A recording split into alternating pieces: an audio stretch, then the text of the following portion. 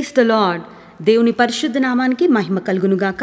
ఈ ఉదయకాల సమయంన అనుదినమన్నా అనే కార్యక్రమాన్ని వీక్షిస్తున్న దేవుని బిడ్డలారా, మీ అందరికీ నా హృదయపూర్వకమైన వందనాలు. ఈ ఉదయకాల సమయం దేవుడు మనకిచ్చినటువంటి మాటను చదువుకుందాం.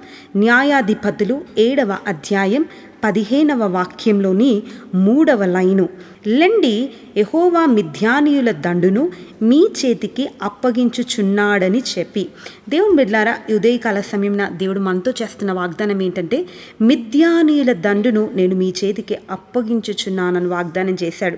దేవుని బిడ్డలారా, నిజంగా మనం గమనించినట్లయితే గిద్యోను కాలంలో ఆ దేవుని ప్రజల మీదకి, ఇశ్రాయేళ్ల మీదకి ఈ మిద్యానీయులు దండెత్తి వచ్చినప్పుడు నిజంగా వారు వేవేల కొలదిగా ఆ ప్రజలు ఈ యొక్క ఇశ్రాయేలు మీదికి యుద్ధానికి దిగి వచ్చారు. నిజంగా వారిని చూసినప్పుడు గిద్యోను ఒక రాత్రి దేవుని సన్నిధిలో మోకరించి ప్రార్థిస్తున్నాడు, ప్రభా మరి నేనైతే చేతగాని వాడిని, మీరేమో నన్ను యుద్ధం చేయమని చెప్తున్నారు, ఇది ఎలాగూ సాధ్యమయ్యా, మీరు నన్ను బలపరచండి అని ప్రార్థన చేస్తున్నప్పుడు దేవుడు మిద్యానీయులను నీ చేతికి నేను అప్పగిస్తాను అని ఆ రాత్రికాల సమయమున గిద్యోనుతో మాట్లాడాడు. ప్రియ దేవుని బిడ్డ, ఎప్పుడైతే ప్రార్థనలో మరి దేవుడు మిద్యానీయులను నీ చేతికి అప్పగిస్తున్నానని గిద్యోనుతో మాట్లాడాడో నిజంగా గిద్యోను యొక్క విశ్వాసము బలపరచబడింది. అందుకని ఈ 15వ వాక్యంలో గిద్యోను ఏమంటున్నాడంటే, లెండి యెహోవా మిద్యానీయుల దండును మీ చేతికి అప్పగించుచున్నాడని చెప్పి. దేవుని బిడ్డలారా, నిజంగా మనము ప్రతి పోరాటము మన మోకాల మీద ఆరంభించాలి.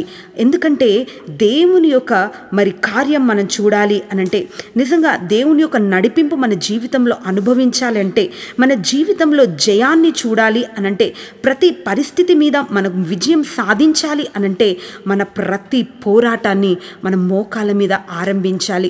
దేవుని బిడ్డలారా, నిజంగా నిస్సహాయ స్థితిలో ఉంటున్న గిద్యోను, పిరికివాడుగా ఉంటున్నటువంటి గిద్యోను ఎప్పుడైతే దేవుని సన్నిధిలో మోకరించాడో అతడు బలపరచబడ్డాడు. బలపరచబడడం మాత్రమే కాదు, నిజంగా అతడు మాట్లాడిన మాటల్లో కూడా ఎంతో మార్పు మనం చూడగలము. నిజంగా ఏమంటున్నాడంటే, లెండి యెహోవా మిద్యానీయుల దండును మీ చేతికి అప్పగించుచున్నాడు. నిజంగా ఏదో మనం వెళ్దాము, యుద్ధం చేద్దాము, దేవుడు అన్నాడు అప్పగిస్తానన్నాడు, నిజంగా మనం చేద్దాము, ఆయన అప్పగిస్తాడేమోలే, లేదా ఆయన అప్పగించే వరకు మనం యుద్ధం చేద్దాం అన్నట్లుగా మాట్లాడలేదు. కానీ దేవుడు ఆల్రెడీ మిద్యానీయులను మన చేతికి అప్పగించి ఉన్నాడు. కాబట్టి మనము లేచి దండెత్తి వెళ్దామని సంతోషంగా చెప్తున్నాడు. ప్రియ దేవుని బిడ్డ, నిజమే, మనము ఎప్పుడైతే దేవుని వాగ్దానాలను విశ్వసిస్తామో, ఆ విశ్వాసపు అడుగులు ముందుకు వేస్తామో తప్పక జయం మన సొంతం అవుతుంది. మనం ప్రతిసారి దేవుడు వాగ్దానం చేసినప్పుడు నిజంగా వాగ్దానం ఉంది, ఇది జరుగుతుందేమో,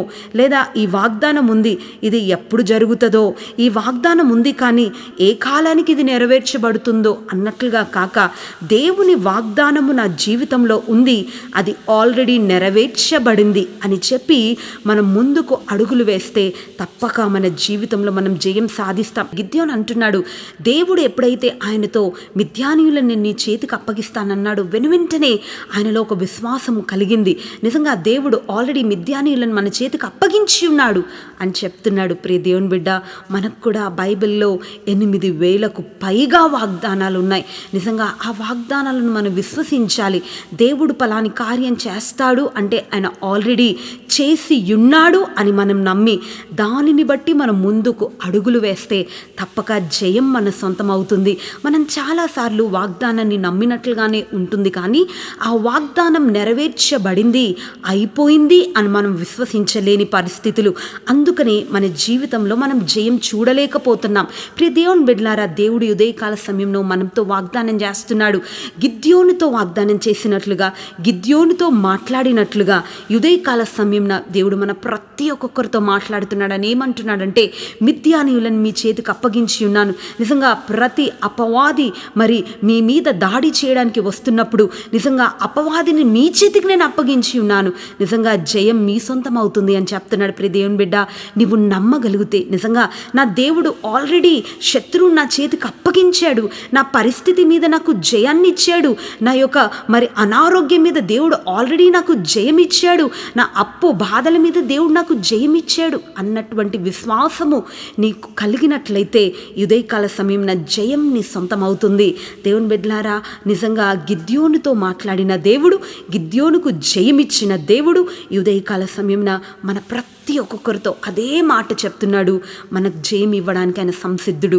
దేవుని బిడ్డ, నిజంగా గిద్యోను తన తండు వారితో ఆ 300 మందితో చెప్తున్నాడు, మీరు రండి, ఇంకా అయిపోయింది, దేవుడు మనకు జయం ఇచ్చాడు, మనం భయపడాల్సిన అవసరం లేదు, మనం సంతోషంగా మరి యుద్ధం చేద్దాం అని చెప్పినప్పుడు నిజంగా ఆ దండు వారు కూడా ఆశ్చర్యపోయారు. గిద్యోను చెప్పిన మాటలకు వాళ్ళు బలపరచబడ్డారు. వారు కూడా ధైర్యంగా ముందడుగు వేశారు. జయం వారి సొంతమైంది. ప్రియ దేవుని బిడ్డ, నిజంగా ఒక్కడివి నీ కుటుంబంలో ఈ విశ్వాసం నీకుంటే నీ కుటుంబ సభ్యుల చరిత్ర మారిపోతుంది. నిజంగా నీ ఒక్కదానికి ఆ విశ్వాసం ఉన్నట్లయితే నీ యొక్క కుటుంబం సభ్యుల మధ్యలో గొప్ప కార్యాలు చూడబోతున్నావు. నిజంగా నువ్వు మాట్లాడే ఆ విశ్వాసపు మాట వారి జీవితంలో ధైర్యాన్ని, వారి జీవితంలో విశ్వాసాన్ని పెంపొందింపజేస్తుంది. ప్రియ దేవుని బిడ్డ, ఉదయకాల సమయంలో గిద్యోను వలె మోకరించి నీ యొక్క యుద్ధాన్ని నువ్వు ఆరంభించు. మోకాళ్ళ మీద మనం పోరాడే ప్రతి యుద్ధానికి తప్పక మనం జయం పొందుతాం. ప్రియ దేవుని బిడ్డ, నిజంగా మోకరించి ప్రార్థన చేస్తున్నావు, జయం పొందలేని పరిస్థితి. మోకరించి ప్రార్థన చేస్తున్నావు, ఇంకా అపనమ్మకం.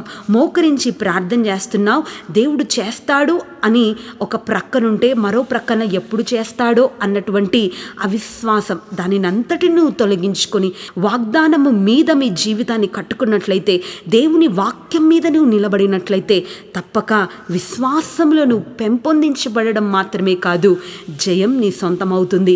ఆయన చేసిన ప్రతి వాగ్దానాన్ని నువ్వు నమ్మి, నా దేవుడు ఆల్రెడీ ఆ వాగ్దానాన్ని చేశాడు, అది అయిపోయింది అని నువ్వు విశ్వసిస్తే తప్పక నీ ప్రతి పరిస్థితి మీద జయం నువ్వు చూడబోతున్నావు. ప్రియ దేవుని బిడ్డ, నమ్మినట్లయితే గిద్యోను జీవితంలో చేసిన కార్యం ఉదయకాల సమయంలో ప్రతి ఒక్కొక్కరి జీవితంలో ఆయన చేయబోతున్నాడు. అది నీ ఉద్యోగరీత్యా అయినా, వ్యాపారమైనా, నీ కుటుంబ పరిస్థితులైనా, నీ పిల్లల జీవితంలో అడ్డులైనా, అది ఏదైనా ఉదయకాల సమయంలో జయం నీ సొంతమని నమ్ము. నీవు జయాన్ని కన్నులారా చూడబోతున్నావు. అందరం విశ్వాసంతో ప్రార్థన చేసుకుందామా? ప్రార్థన. ప్రేమ కలిగిన దేవా, పరిశుద్ధుడా, మీకు స్తోత్రములు. ఈ ఉదయకాల సమయంలో గిద్యోనును ధైర్యపరిచినట్లుగా మమ్మల్ని ఒక్కొక్కరిని మీరు ధైర్యపరిచారయ్యా. మిద్యానీయులను మీ చేతికి అప్పగిస్తున్నాను అన్నావు. వాగ్దానం చేసినట్లుగా ఈ ఉదయకాల సమయంలో ప్రతి ఒక్కొక్కరి జీవితంలో అయ్యా వారి పరిస్థితులను అయ్యా వారి చేతిలో ప్రభావ మీరు పెట్టండి. వాటిని అధిగమించే కృపను మీరు దయచేయమని, అటువంటి గొప్ప విశ్వాసము అయ్యా ప్రతి ఒక్కొక్కరికి పెంపొందింప చేయమని, వాక్యపు వెలుగులో నడవడానికి, వాగ్దానం మీద వారి జీవితం కట్టుకోవడానికి మీరు కృపనివ్వమని యేసు నామమున అడుగుతున్నాను తండ్రి, ఆమేన్. నన్ను ఎంతగా ప్రేమించినా నా యేసు రాజా, అన్ని వేళల తోడుండినా నా ప్రాణనాథా, నన్ను ఎంతగా